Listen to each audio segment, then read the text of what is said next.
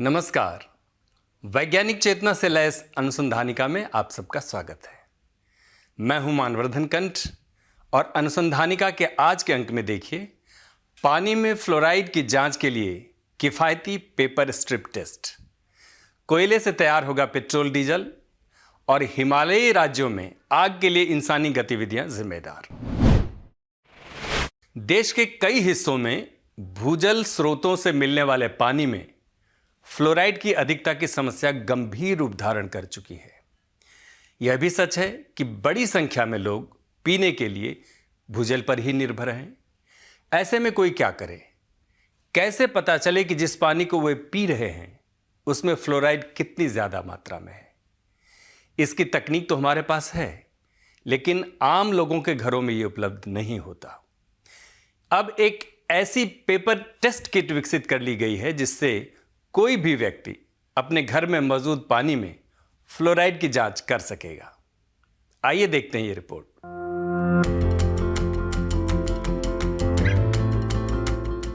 विज्ञान एवं प्रौद्योगिकी विभाग के तहत आने वाले स्वायत्त संस्थान नैनो विज्ञान एवं प्रौद्योगिकी संस्थान INST के वैज्ञानिकों ने पीने के पानी में फ्लोराइड आयन का पता लगाने की तकनीक विकसित की।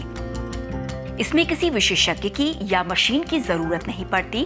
बस पेपर किट लाइए और पानी की एक बूंद डालते ही ये बता देगी कि पानी में फ्लोराइड है या नहीं। INST के वैज्ञानिक डॉक्टर जय मुरुगन सामी और उनकी टीम द्वारा विकसित तकनीक एक सामान्य पेपर स्ट्रिप है जिसमें साधारण टिश्यू पेपर का इस्तेमाल होता है।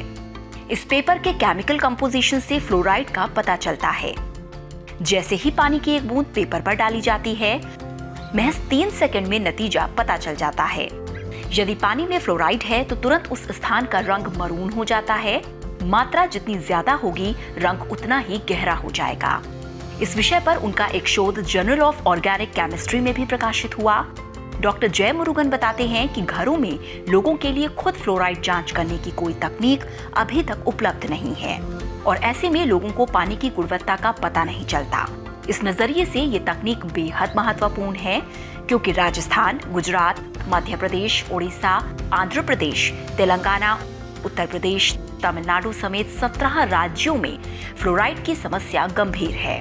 उन्होंने इस तकनीक का पेटेंट भी हासिल किया है तथा 2 कंपनियों से इसे बाजार में उतारने को लेकर बातचीत भी चल रही है। उम्मीद है जल्द ही ये तकनीक बाजार में उपलब्ध होगी। फ्लोराइड युक्त पीने के पानी से फ्लोरोसिस नामक गंभीर किस्म की बीमारी होती है। फ्लोराइड शरीर के नरम ऊतकों में जमा हो जाती है और इसमें सबसे पहले दांत खराब होते हैं, फिर इसका असर हड्डियों पर पड़ने लगता है। हड्डियां टेढ़ी मेढ़ी होने लगती हैं और धीरे धीरे इंसान विकलांगता की तरफ अग्रसर हो जाता है। We have developed fluoride sensing test stripe using just simple tissue paper. So what we have found was we have synthesized a new compound. That compound can able to sense fluoride ion very selectively in water, in drinking water. If you at very low concentration, even at very low concentration like 3 ppm level, which is very good. There is no currently any product available something similar to using paper sensing in commercially and at very low concentration sensitivity.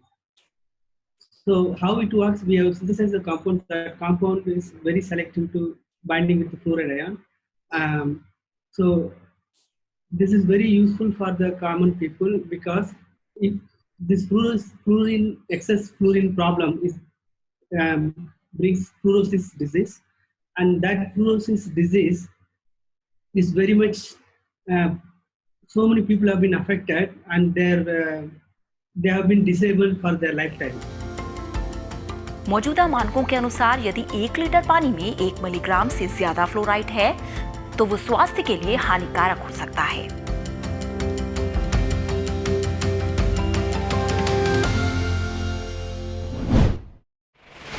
देश में petrol diesel का विकल्प ढूंढने के प्रयास लंबे समय से चल रहे हैं। इसी कड़ी में वैज्ञानिकों ने कोयले से पेट्रोल और डीजल बनाने की तकनीक विकसित की है। इससे हमें विदेशों से निर्भरता कम करने में मदद मिलेगी, वहीं देश के अपार कोयला भंडारों का इस्तेमाल भी हो सकेगा।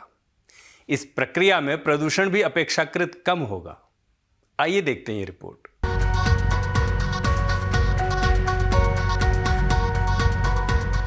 वैज्ञानिक तथा औद्योगिक अनुसंधान परिषद यानी CSIR की धनबाद स्थित प्रयोगशाला केंद्रीय खनन एवं ईंधन अनुसंधान संस्थान CIMFR ने कोयले को तरल स्वरूप में बदलने की तकनीक विकसित की। संस्थान ने कुछ समय पूर्व इसके लिए एक पायलट प्रोजेक्ट शुरू किया था, जो कि सफल रहा।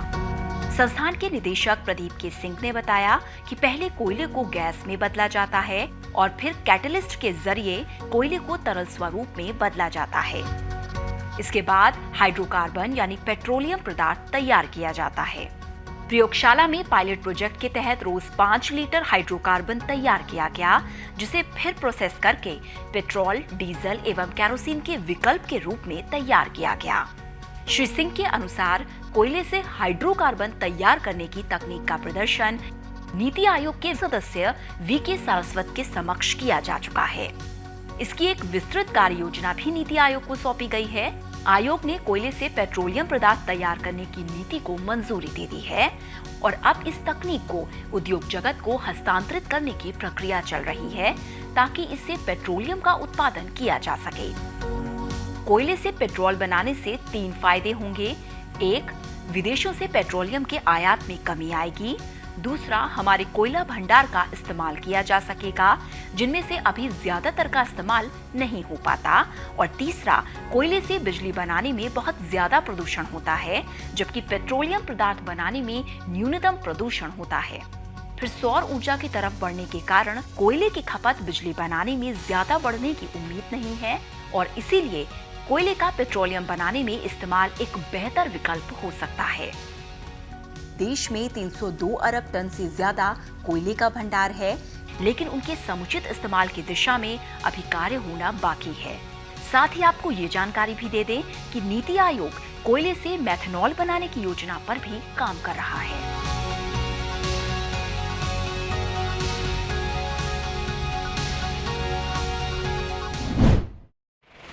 देश में हर साल जंगलों में आग लगने से अरबों की बेशकीमती वन संपदा नष्ट हो जाती है। काफी प्रयासों के बावजूद इन घटनाओं में कमी नहीं आ पा रही है। इन घटनाओं को लेकर हो रहे एक ताजे शोध में पता चला है कि आग की घटनाओं के लिए मानवीय गतिविधियां ही जिम्मेदार हैं। आइए देखते हैं ये रिपोर्ट। इसरो की देहरादून स्थित प्रयोगशाला Indian institute of remote sensing ने हाल ही में कोरोना के चलते हुए लॉकडाउन के दौरान आग की घटनाओं पर शोध किया। रिमोट सेंसिंग वैज्ञानिक अमितेश गुप्ता, CM भट्ट, अरिजीत राय तथा प्रकाश चौहान ने 24 मार्च से 5 मई तक के लॉकडाउन की अवधि के 43 दिनों में आग की घटनाओं की पिछले 15 सालों के आंकड़ों के साथ तुलना की। करंट साइंस जर्नल के ताजा अंक में इस शोध को प्रकाशित किया गया, जिसके अनुसार आग की घटनाओं के ब्यौरे 2 उपग्रहों के जरिए एकत्र किए जाते हैं। पिछले 2 दशकों से ये कार्य किया जा रहा है, जिसमें नासा के उपग्रहों टेरा एवं एक्वा का प्रयोग किया जाता है। इनमें लगे उपकरण मॉडरेट रेजोल्यूशन इमेजिंग स्पेक्ट्रोरेडियोमीटर से ये जानकारी एकत्र की जाती है, जिससे दिन में 4 बार आग की सूचनाएं प्रसारित होती हैं। शोध के अनुसार 2 हिमालयी राज्यों उत्तराखंड एवं हिमाचल प्रदेश गर्मियों में जंगलों की आग के लिए बेहद संवेदनशील हैं और ये 2 राज्य देश के कुल 26% भूभाग को समेटे हुए हैं तथा घने वनों से आच्छादित राज्य हैं। शोधकर्ताओं ने पाया कि पिछले 15 सालों के दौरान इन राज्यों में उपरोक्त 43 दिनों के भीतर आग लगने की प्रतिवर्ष 164 घटनाएं हुई हैं, जबकि 2020 में महज 20 घटनाएं हुई। रिपोर्ट में यह भी कहा गया कि पूर्व में कई वर्ष ऐसे भी रहे हैं जब आग की घटनाएं औसत से कहीं ज्यादा थीं, जैसे 2008, 9, 10, 12, 18 और 19 का औसत देखें तो 294 घटनाएं प्रतिवर्ष हुईं। शोधकर्ताओं ने अपने नतीजों में कहा कि लॉकडाउन के चलते जंगलों में आग की घटनाओं में 83.4% की कमी हुई है। शोधकर्ताओं ने ये भी कहा कि ये अध्ययन बताता है कि आग की घटनाओं के लिए हिमालयी राज्यों में मूलतः लोगों की गतिविधियां ही जिम्मेदार हैं। यदि लोग सावधानी बरतें तो आग की घटनाएं रुक सकती हैं। शोधकर्ताओं ने अपने अध्ययन में गर्मी और नमी के स्तर को भी शामिल किया, जो कमोबेश अन्य सालों जैसा ही था, लेकिन फर्क सिर्फ इतना था कि लॉकडाउन में मानवीय गतिविधियां करीब-करीब सीमित हो गई थीं।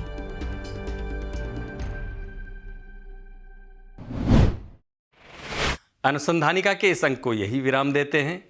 उम्मीद करते हैं आज का हमारा ये प्रोग्राम आपको पसंद आया होगा। अपनी राय हमें नीचे लिखे पते पर भेज सकते हैं। अगले सप्ताह हम फिर हाजिर होंगे अनुसंधानिका के रोचक अंक के साथ। तब तक के लिए दीजिए हमें इजाजत। नमस्कार।